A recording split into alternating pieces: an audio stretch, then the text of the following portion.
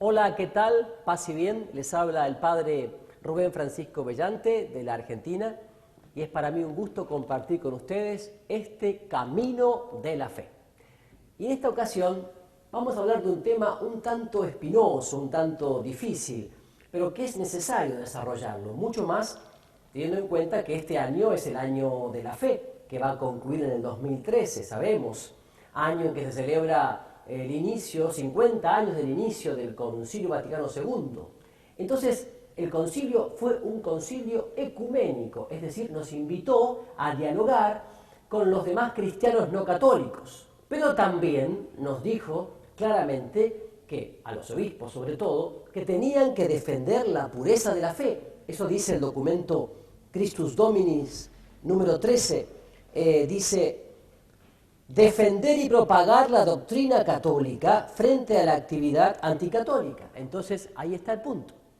¿Cómo lograr un equilibrio entre un sano ecumenismo, un diálogo sincero, edificante, con los cristianos no católicos? Sobre todo esto se lo dejamos a los obispos y a los encargados de ello, ¿verdad? Y cómo también defender nuestra fe, por así decirlo, la apologética, sobre todo ante el embate demoledor de sectas, de pensamiento mágico que hoy abunda, de la New Age, la nueva era, el posmodernismo, etc. Lo que sí podemos decir es que hay que estar muy atento, porque esta es una etapa de mucha confusión. Y como bien sabemos, a río revuelto, ganancia de pescadores. Y nosotros no queremos perder la barca de Pedro. Por eso digo, ¿cuáles son los principios en que se apoyan los grupos sectarios? Las sectas. Pero antes quiero aclarar que por sectas entendemos todos aquellos grupos que, en nombre de una idea religiosa, se cierran, se repliegan, caen en errores, absolutizan algunos puntos, fundamentalizan otros y son intolerantes, fanáticos. Tenemos mucho de ello en grupos cristianos, por supuesto también, y también en grupos no cristianos. Pero fundamentalmente nuestra América del Norte, Central, del Sur, tenemos que lidiar mucho con todos los grupetes, grupitos y grupotes que han surgido de la fragmentación terrible como fruto de la dispersión que se dio después de la Reforma luterana, ¿no es cierto? Entonces, digo, las sectas, incluidos en estos testigos de Jehová, mormones, recordemos que, por ejemplo, los testigos de Jehová son un hijo de los adventistas del séptimo día. Bien, tienen los siguientes principios en general, ¿no es cierto? Igual que muchos cristianos sectarios, grupos que salen por aquí, por allá, en un garage, en un saloncito y que se van subdividiendo y no tienen entre ellos contacto ni diálogo. De repente alguien que en 3 o 4 meses termina siendo pastor y ahí nomás ya reúne un grupito de 20 o de 30 y lo manipula por el emocionalismo, el sensacionalismo, etc. Bien, generalmente tienen, aparte de una manipulación por lo emocional, la sensibilidad, la afectividad, también la ignorancia de la gente, tomando la ingenuidad de la gente, la desesperación de la gente porque tiene problemas o dificultades, pero también tiene esto. Dicen ellos, la Biblia es palabra de Dios. De esto se sigue que se ha de creer únicamente lo que dice ella. En segundo lugar dice, no hay más palabra de Dios que la Biblia. De esto se concluye que se ha de creer solamente lo que dice la Biblia. Y en tercer lugar, cada uno ha de interpretar la Biblia por sí mismo. O sea, todos los grupos sectarios tienen la misma Biblia, pero no todos la interpretan de igual manera. De ahí la diversidad de creencias y la multiplicación de grupos cada vez más. A ver, examinemos un poquito esto lentamente y para ver cómo es la cosa. En primer lugar, es cierto, la Biblia es palabra de Dios. Es cierto. Pero los católicos también creemos que la Biblia es palabra de Dios, sí, pero la diferencia está en otro punto. Para formar lo que se llama la Biblia, o sea, muchos libros, el libro, Para elegir sobre todo lo que realmente era palabra de Dios, hay lo que se llama revelación. Hace falta una revelación, o sea, una autoridad infalible que nos haya dicho esto ha sido revelación de Dios a los hombres y esto no. Y los grupos sectarios no admiten esa revelación, porque dice que eso no está en la Biblia, ni la autoridad que lo transmite, que es la Iglesia Católica. Por eso incurren en una terrible contradicción, porque dice, sosteniendo que se ha de creer solamente lo que dice la Biblia, y no diciendo la Biblia en ninguna parte que ella, toda ella, es palabra de Dios, no pueden creer sin contradecirse que la Biblia sea palabra de Dios. ¿Se dan cuenta? O sea, algunos dicen que la Biblia es palabra de Dios por el efecto que les produce en ellos. Eso sería subjetivismo, ¿no? Bueno, me provoca este efecto, me emociona, en fin.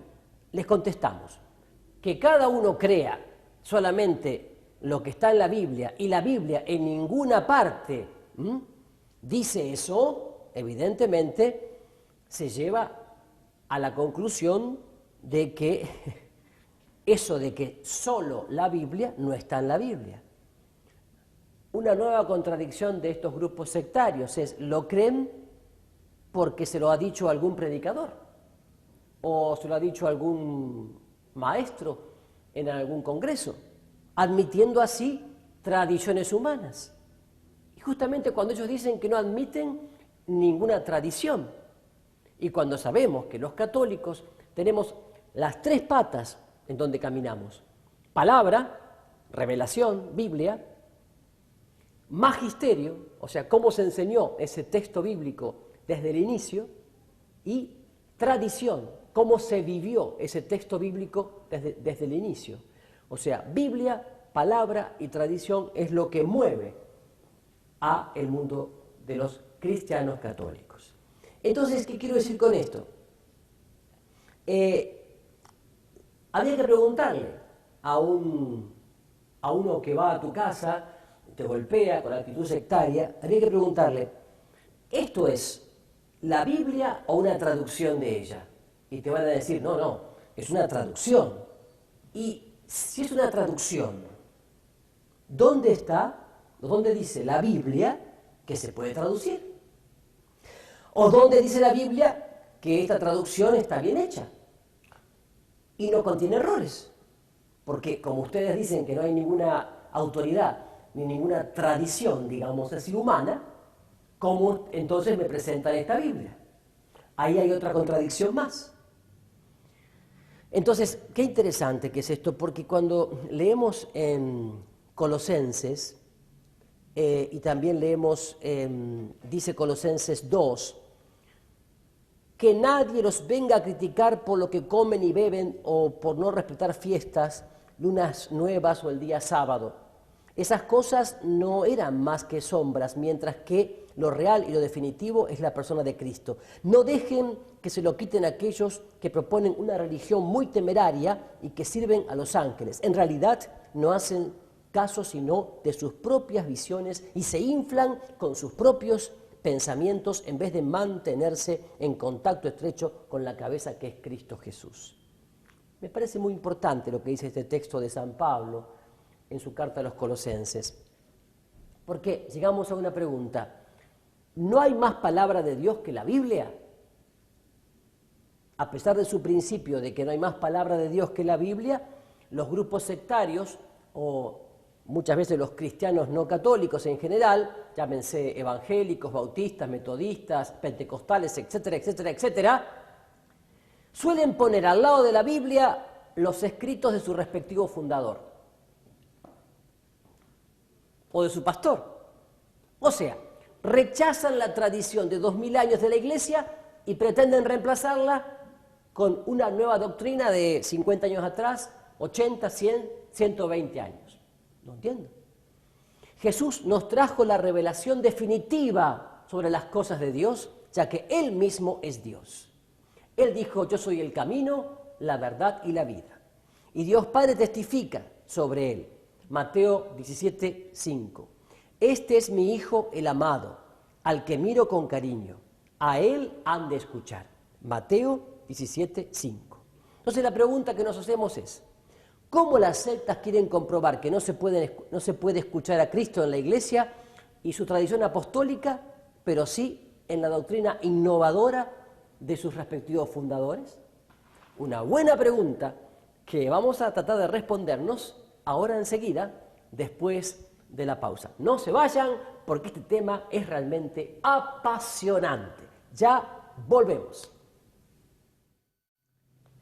Ya estamos de vuelta y la pregunta que nos hacíamos antes de la pausa es ¿cómo las sectas pueden comprobar que no se puede escuchar a Cristo en la Iglesia y en su tradición apostólica, pero sí en la doctrina innovadora de los respectivos fundadores de los grupos sectarios o cristianos no católicos? Y fíjense que al afirmar la Biblia que la Iglesia es columna y fundamento de la verdad, 1 Timoteo 3:15, pero la palabra de Dios además dice que en ningún lugar, no dice en ningún lugar, que se ha de escuchar a futuros predicadores de nuevas doctrinas. Todo lo contrario, fíjense lo que dice 2 Timoteo 4:3-4. Vendrá un tiempo en que los hombres ya no soportarán la sana doctrina, sino que se buscarán una multitud de maestros según sus deseos. Estarán ávidos de novedades y se apartarán de la verdad para volverse hacia puros cuentos. La carta de San Pablo es clarísima. Entonces, digo, los sectarios pueden preguntar a los católicos, ¿dónde dice la Biblia que, citando doctrinas o disposiciones de la Iglesia Católica que no están, o creen ellos que no están en la Biblia? Dicen ellos, la Biblia es la única autoridad. No se debe admitir ninguna autoridad de la Iglesia. No se debe creer lo que no está en la Biblia. Solamente la Biblia es fundamento de la fe. ¿Qué podemos decir de esto? Que se contradicen. Las sectas se contradicen. ¿Por qué? Si se ha de creer solamente lo que dice la Biblia, no se ha de creer lo que no dice. ¿Y dónde dice la Biblia que se ha de creer solamente lo que ella dice? En ninguna parte. Luego entonces no se ha de creer solamente lo que dice la Biblia. La Biblia no dice en ninguna parte que se ha de creer solamente lo que ella dice. En Apocalipsis 22, 18 y 19, que se refiere evidentemente solo al libro del Apocalipsis, podrían referirse a toda la Biblia. Por ejemplo, cuando dice que del que no se quita ni añade nada a un libro, no se sigue que no se pueden escribir otros libros. Es lo que San Juan hizo, ¿verdad? Y al mismo tiempo se dice que hay muchas cosas que aquí no están escritas que también han ocurrido en la vida de Jesús y que si se escribieran no alcanzaría una biblioteca para poder poner todos los libros. Entonces digo, la Biblia no era norma de fe de los cristianos que vivieron y murieron antes de que se escribiese la primera página del Nuevo Testamento, porque aunque se transmitía por tradición oral, no tenían la Biblia, digamos, materialmente en sus manos. Entonces, ¿cómo hacían? Este principio de solamente la Biblia va contra la misma Biblia, porque la Biblia dice que se han de creer cosas que no están en la Biblia. Concretamente, lo leemos ahí en San Juan, ¿no? San Juan dice, hay además de estas otras muchas cosas que hizo Jesús, las cuales, si se escribiesen una por una, ni en todo el mundo creo que se cabrían los libros que se escribiesen. Entonces está clarísimo, ¿no? Me parece que está claro este punto. Entonces, bueno, me parece que ya con esto San Pablo nos anima a mantenernos firmes en la fe con esta intención de abrir el corazón.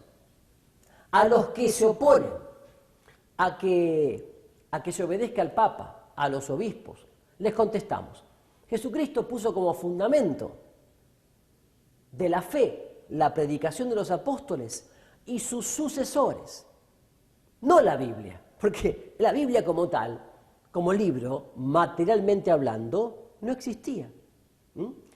Los envió a predicar, no a escribir. Fíjense, Mateo 28, 18, 20, Marcos 16, 15, Lucas 24, 45, 48. Pocos son los apóstoles que escribieron. Les concedió plena autoridad. Juan 20, 21, 23. Así como el Padre me envió a mí, así yo los envío a ustedes. A quienes ustedes perdonen, queden perdonados. También leemos en Lucas 10, 16. El que escucha a ustedes, a mí me escucha. El que los rechaza, a mí me rechaza. Y el que a mí me rechaza, rechaza al que me envió. O sea que los apóstoles transmitieron su autoridad a sus sucesores, el Papa y los obispos. Jesucristo les dijo a los apóstoles, no a cualquiera, a los apóstoles les dijo: todo poder se me ha dado en el cielo y en la tierra, por eso vayan y hagan que todos los pueblos sean mis discípulos. Bautícenlos en el nombre del Padre, y del Hijo y del Espíritu Santo, y enséñenles a cumplir todo lo que yo les he encomendado. Yo estaré siempre con ustedes todos los días hasta que se termine este mundo. Mateo 28, 19, 20 y también Marcos 16, 16. O sea, que el mandato y las promesas de Jesucristo no se referían solamente a los apóstoles, se referían también a sus sucesores. Y las palabras de Jesucristo, que están tan clarísimas, yo estaré con ustedes todos los días hasta el fin del mundo, no podían referirse solamente a los apóstoles, porque ya murieron, sino también a sus sucesores hasta el fin del mundo. Por eso los apóstoles nombraron sucesores. ¿Quiénes son los sucesores de los apóstoles que hablan en nombre de Jesucristo o los que hay obligación de creer bajo pena de condenación? Marcos 16, 16. Nos lo dice la historia. El Papa y los obispos que están en común unión con él. Y tenemos la lista de los papas, desde San Pedro, el primer papa, obispo de Roma, hasta el día de hoy. Y esto es maravilloso, porque ahí se ve que hay una continuidad, hay un seguimiento, y esto es maravilloso. Conclusión para este punto: los católicos sí creemos en la Biblia, pero antes que ella está la autoridad de la Iglesia fundada por Jesucristo. Lo vemos en Mateo 16, 16, Juan 20, 21, Marcos 16, 15, Lucas 16, 10, 16. Entonces, qué bueno. Profesamos esta fe en la piedra fundamental que Jesucristo le concedió a Pedro y a través de él a toda la Iglesia, a toda la comunidad. Pero tenemos un punto más que queremos desarrollar. ¿Cada uno ha de interpretar la Biblia por sí mismo? ¿Cada uno con una especie de conexión con el Espíritu Santo puede interpretar la Biblia según su antojo, su gusto, su estado de ánimo? Ahí está. Según la doctrina de las sectas, no es la Iglesia ni ninguna otra autoridad externa, sino cada individuo, cada persona, el que tiene que interpretar la Biblia. Los sectarios, por ejemplo, dicen: la Biblia es fácil de entender. El Espíritu Santo ilumina al que la lee para que entienda. Cada uno puede y debe interpretar la Biblia por sí mismo. Este principio de la libre interpretación de la Biblia está en el origen de todas las sectas y de la actitud sectaria, diría yo, ¿no? Vamos a analizarlo. Según las sectas, se debe creer solamente lo que dice la Biblia, pero la Biblia no dice en ninguna parte que cada uno tiene que interpretarla por sí mismo. Luego, es una contradicción. Dicen también que la Biblia es fácil de entender. Después, ellos mismos no la entienden, pues de hecho, se contradicen al interpretarla. Leyendo la Biblia, por ejemplo, unos afirman que hay infiernos, otros que dicen que no, otros dicen que el día de reposo es el domingo, otros dicen que es el sábado, unos entienden que Jesucristo es Dios, otros que no lo es, y así en tantas cosas los grupos sectarios se contradicen, interpretan y se dividen. La misma Biblia enseña que no es fácil entenderla. Fíjense, Felipe, el apóstol de Jesús, dudaba que el etíope entendiese la Biblia. Por eso le pregunta: ¿entiendes lo que lees? Y el etíope hombre maduro y más inteligente que la mayoría de los que leen la Biblia, admite que no la entendía. Si nadie me explica, ¿cómo voy a entender? Felipe se la explicó. Por ejemplo, Hechos de los Apóstoles 8, 28, 40. Los discípulos de Maús no entendían las Escrituras. Y Jesucristo no les dice, bueno, léanla, que son fáciles de entender. No, Lucas 24, 13, 35. Se las interpreta. Pedro y el otro discípulo comprendían las Escrituras, Juan 20, 3, 10. No entendieron las Escrituras los maestros de la ley, los que tenían que, por oficio su cuidado, ¿se dan cuenta? Porque si las hubiesen entendido, no hubieran dado muerte al Mesías. No entendía la Escritura Pablo, un hombre de amplia cultura, cuando perseguía a la iglesia. Qué sé yo, muchos más ejemplos tenemos. Pero me gustaría que antes de irnos nos quedemos en esto. ¿Cómo estás viviendo tu contacto con la Biblia? ¿Cómo estás viviendo tu contacto con la palabra de Dios? Hacemos una pausa y ya regresamos. Ya hemos regresado entonces porque estamos en este punto de que cada uno ha de interpretar la Biblia por sí misma. ¿Es fácil de entender o no la palabra de Dios? Y decíamos que en 2 Pedro 3:16 leemos, es verdad que hay en ellas, las cartas de Pablo, pasajes difíciles que esos ignorantes e inestables tergiversan, como lo hacen con las demás escrituras para su propia ruina. ¿Se dan cuenta? Ya San Pedro afirmaba que había grupos que por ignorancia o por mala voluntad interpretaban mal las escrituras. O sea que los sectarios suelen decir que el Espíritu Santo ilumina directamente a cada uno que lee la Biblia. ¿No ven que no pueden ser infalibles los que sacan cosas opuestas del mismo texto? Del mismo texto dicen cosas totalmente distintas. ¿No ven que el Espíritu Santo, Espíritu de verdad, mentiría si enseñase cosas contradictorias? A uno una cosa, a otro otra cosa. ¿No se dan cuenta de eso? Aplicando el principio de la libre interpretación de la Biblia, se llega a afirmaciones contradictorias. Y eso no puede ser verdadero, no puede venir del buen espíritu. Se ha preguntado a propagandistas de sectas, ¿qué dice la Biblia? Y lo que tenían en la mente el que escribió o lo que entiende el que la lee. Y no han querido contestar, no han querido contestar. Vieron que si dijesen que lo que tenía en la mente el autor al escribir, andaría contra su principio de la libre interpretación. Siguiendo el principio de la interpretación privada, la norma de fe no es la Biblia, sino lo que cada uno entiende que la Biblia dice. Y hay tantas normas de fe entonces como individuos. El miembro de una secta, en virtud del principio de libre examen, no ha de creer lo que dice la Biblia, sino lo que él cree que dice. Si hoy leyendo la Biblia entiende que Jesucristo es Dios, pero si mañana leyendo la Biblia entiende que Jesucristo no es Dios, ha de creer que no es Dios. Y así con todas las cosas. Para el católico, la Biblia es norma de fe, aunque no única. Por eso el católico procura entender lo que dice realmente la Biblia y para eso la estudia, consulta a los entendidos, estudia arqueología bíblica, hermenéutica. Y no solamente eso, sino que la escucha ante todo en la voz de los pastores. La iglesia es columna y fundamento de la verdad. 1 Timoteo 3:15. Entonces, qué importante que es esto. Qué importante para entender que si queremos llegar a un diálogo interesante, es muy interesante que tengamos en cuenta esto, ¿no?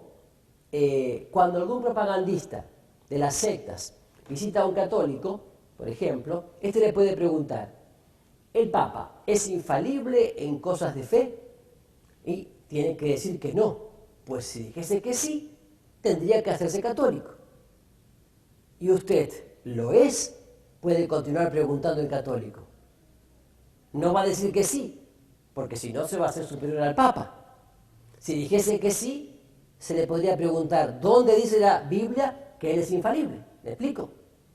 Si usted no es infalible, no está seguro de lo que dice la Biblia, no está seguro tampoco de decir la verdad cuando afirma que el Papa no es infalible, entonces no está seguro de su propia fe. ¿Para qué va a querer convencer a otro de algo de lo que usted mismo no está seguro? ¿Verdad? Y además, otro diálogo interesante. Alguien, papa, obispo, ¿tiene el derecho a interpretar la Biblia o no? Si dice que sí, hablando con el sectario, ¿no? Si dice que sí, está renunciando a su principio de la libre interpretación de la Biblia.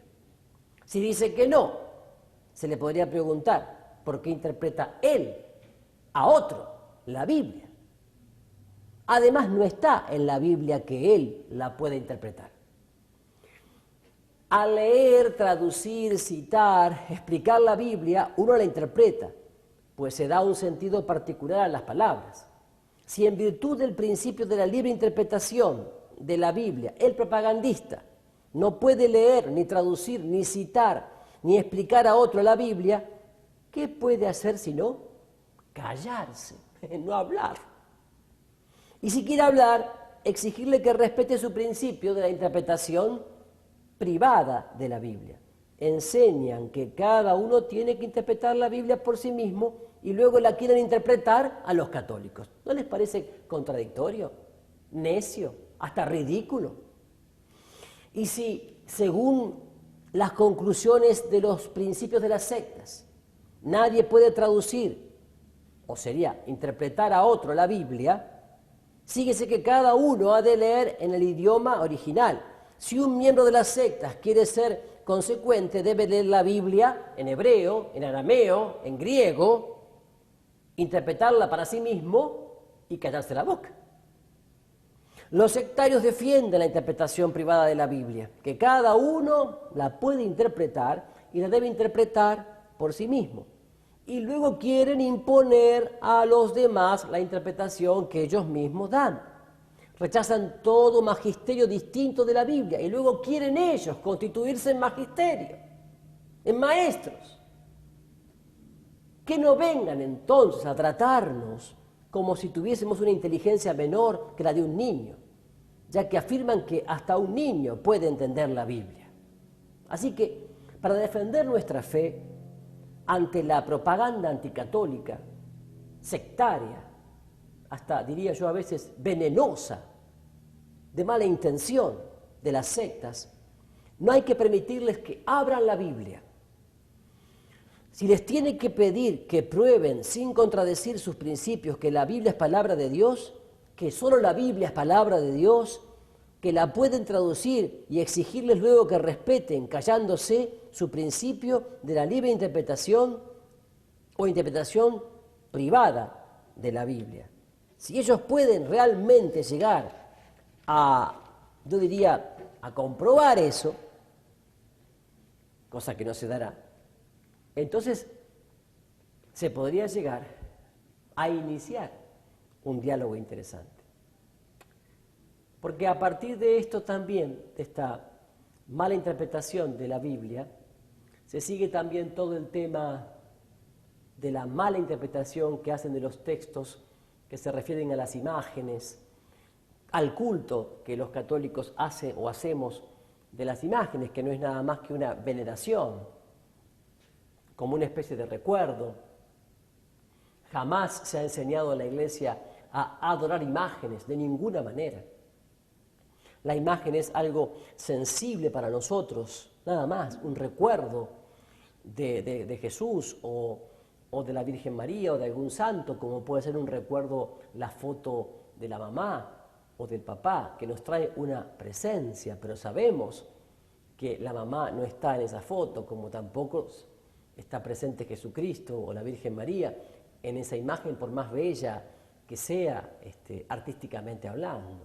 Entonces, qué importante que es buscar un equilibrio meduloso en todo esto para no caer justamente en extremos, ¿no? Me parece importante que nosotros nos demos cuenta que si no conocemos a fondo nuestra propia fe, así caeremos fácilmente en este estilo engañoso, yo diría más que engañoso, manipulador, que tienen muchos grupos sectarios ante católicos ingenuos, católicos confundidos, católicos no formados o mal formados, católicos que se han quedado únicamente en un devocionismo exagerado de novenas, ritos, veladoras, agua bendita, estampitas, imágenes, pero que no han calado hondo en lo que es la riqueza, por ejemplo, del credo de nuestra fe, el credo de nuestra fe.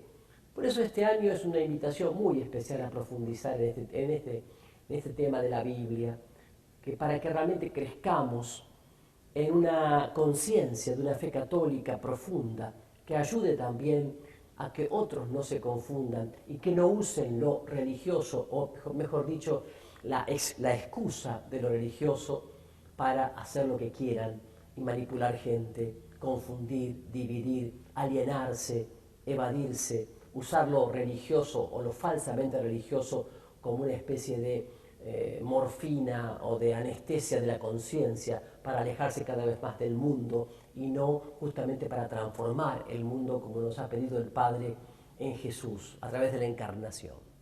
Que el Señor nos ilumine a todos para con humildad, sencillez, mucho respeto, mucha caridad y mucho amor, pero también con firmeza, avanzar en este auténtico camino de defender nuestra fe. Ya volvemos. En este último bloque de este programa que hemos denominado ¿Cómo defender nuestra fe?, que sería la apologética, ¿no? Apologética quiere decir defensa de la fe. Yo diría que no nos quedemos únicamente en la apologética. Hoy abunda la apologética, abundan libros de apologética, CDs de apologética, o sea, de defensa de la fe, que no está mal. Pero fundamentalmente tenemos que ver el aspecto positivo, digamos así, que es el anuncio alegre, libre de nuestra fe, o sea, la evangelización. Entonces digo, está bien la defensa de la fe, está bien fundamentar todas las cosas, está bien ver lo que dicen equivocadamente testigos de Jehová, mormones, Shai Baba, el Reiki, el pensamiento mágico, pero también no nos quedemos en ese aspecto negativo, sino llenemos el corazón del Espíritu Santo para anunciar esa buena nueva que es la persona viva de Jesús, con la cual queremos tener un encuentro personal, alegre y diario, un encuentro que llene nuestra vida. Por eso quiero invitarte a que realmente volvamos a redescubrir lo que se llama la lectio divina. La lectio divina, es decir, la lectura atenta, meditada, sabrosa de la palabra de Dios. Y se puede hacer diariamente en tu casa, frente al sagrario, en el jardín de tu casa, se puede hacer a solas, se puede hacer en familia, se puede hacer cada semana en un pequeño círculo de fe, en tu casa, en la parroquia, en una escuela, hasta en el trabajo, diría yo. Y es lo que está haciendo crecer cada vez más una fe auténticamente firme, católica, en muchos hermanos y hermanas que estaban débiles y flojos en su fe. Me refiero entonces a este ejercicio tan querido en la Iglesia que es la lectio divina, lectura atenta y meditada de la palabra de Dios. Bien, ¿cómo hacerla? Podés elegir el texto del Evangelio de cada día, según la liturgia, o bien un texto continuado, por ejemplo, del Evangelio de Mateo, o Lucas, o Marcos, o Juan, o también puede ser algún salmo, o puede ser también un texto del Antiguo Testamento. Lo importante es crear un ambiente de oración, para lo cual, como siempre, nos ponemos en actitud de discípulo, del que escucha, del que se deja amar, del que se deja amar, ¿no? Entonces uno se deja amar por el Señor. Entonces comienza a invocar al Espíritu Santo, ¿no? Comienza a respirar hondo y suavemente y se deja amar por el Señor, invocando al Espíritu Santo. Luego de que ha respirado hondo y suavemente varias veces, toma el texto elegido y lo lee en voz alta, sin apuros, sin prisas, ¿no? Entonces, ¿por qué lo lee en voz alta? Porque ahí usaría los dos sentidos, la vista y el oído, ¿no es cierto? Entonces, lee el texto lentamente, como quien va saboreando cada palabra, va leyendo el texto. Cuando termina de leer el texto, se hace la primera pregunta. ¿Qué dice el texto? ¿Qué dice el texto? Y ahí entramos a ver qué dice el texto objetivamente hablando. Me puede ayudar el comentario bíblico que tiene ese texto debajo en las notas o a la introducción de ese capítulo, o un comentario bíblico que puedo usar. ¿Qué dice el texto? ¿Qué dice? Y ahí en ese ¿qué dice el texto? Está todo el contexto cultural, el contexto social en el cual fue dicho ese texto. Está el contexto, ayuda mucho. O sea, ¿qué dice el texto? Luego que he hecho un tiempito yo diría, de razonamiento, porque esta sería la parte más intelectiva, de iluminación intelectiva, como se llama, sobre el texto, vuelvo a leer nuevamente el texto en voz alta y viene la segunda pregunta. ¿Qué me dice el texto? ¿Qué me dice el texto? Y ahí esa parte ya es una interpelación de la palabra a través de la cual Dios me está hablando, Dios se está manifestando. ¿Qué me dice el texto? Entonces allí entro como a ver qué frase o qué palabra de ese texto me ha tocado en lo hondo, me ha clavado fuertemente. A ver qué iluminación a nivel intelectivo y a nivel de la voluntad, volitivo, estoy sacando en ese texto. ¿Qué me dice el texto a mí concretamente? A mí, en este momento de la jornada, del día, de mi circunstancia, de lo que estoy viviendo. ¿Qué me está diciendo este texto? También me quedo un rato allí, en oración. Por allí son varias ideas que van a venir. Por allí es solamente una iluminación de tipo en la voluntad, no tanto intelectivo. Puede haber, tanto en la primera pregunta como en la segunda, puede haber muchas distracciones, pero no estemos atentos a las distracciones. Las distracciones en la oración siempre van a existir. Es como cuando un camión, un bus, un auto pasa por la ruta, por el freeway, nos distrae. Pero uno está atento a la persona que tiene delante. Y en este momento estás orando y está Jesucristo vivo delante tuyo.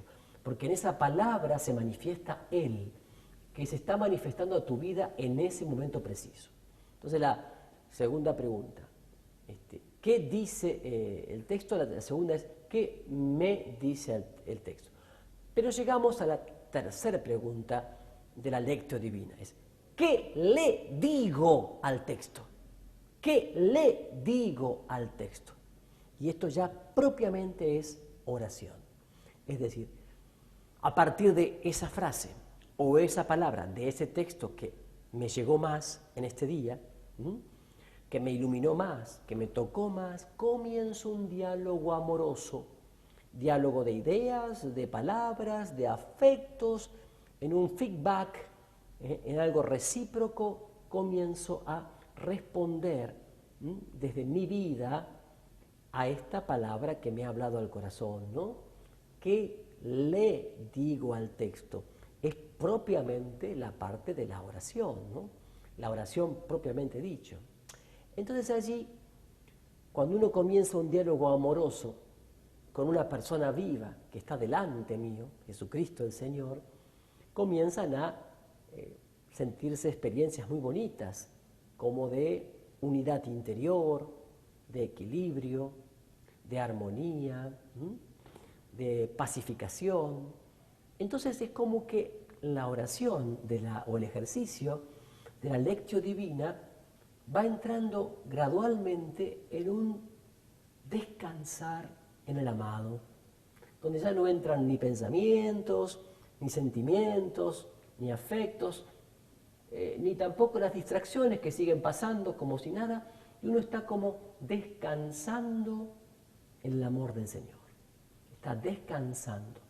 Quizás alguna frase, alguna palabra me llegó más, entonces la repito varias veces, lentamente, la saboreo y descanso en el amor del Señor, me dejo amar por Él, me dejo mirar por Él, me dejo abrazar por Él, me dejo contener por Él y me quedo descansando en esa palabra, sin apuros, sin prisas, ni psicológicas ni de reloj, hasta que realmente, gradualmente, lentamente, voy saliendo de ese clima de oración, dando gracias, respirando hondo y suavemente, alabando al Señor por ese momento fuerte de oración. Generalmente el ejercicio de la Lectio Divina dura 45 minutos, es lo ideal, ¿no es cierto? De media hora a 45 minutos. Cuando se hace en grupo, en comunidad, en familia, quizás hasta una hora, pero lo ideal, digo, son 30, 45 minutos, no menos de eso, porque si no es como que no dejamos que la palabra nos fecunde, que la palabra nos siembre, ¿verdad? Y hay que hacerlo en un ambiente de cierta tranquilidad, sin celulares, sin teléfonos, sin televisión cerca, sin radio, en un ambiente donde pueda haber algo de silencio también. Yo realmente me auguro y te deseo que lo puedan hacer para que nuestra fe sea creciente a través de esta palabra y que en esa palabra saboreada, rumiada, conocida, profundizada, pueda ser un instrumento para proclamar la fe en Jesucristo, el único Señor que se manifiesta a través de la Iglesia. Que el Señor te bendiga a través del corazón inmaculado de María, en el nombre del Padre, del Hijo y del Espíritu Santo. Amén. Paz y bien para todos ustedes.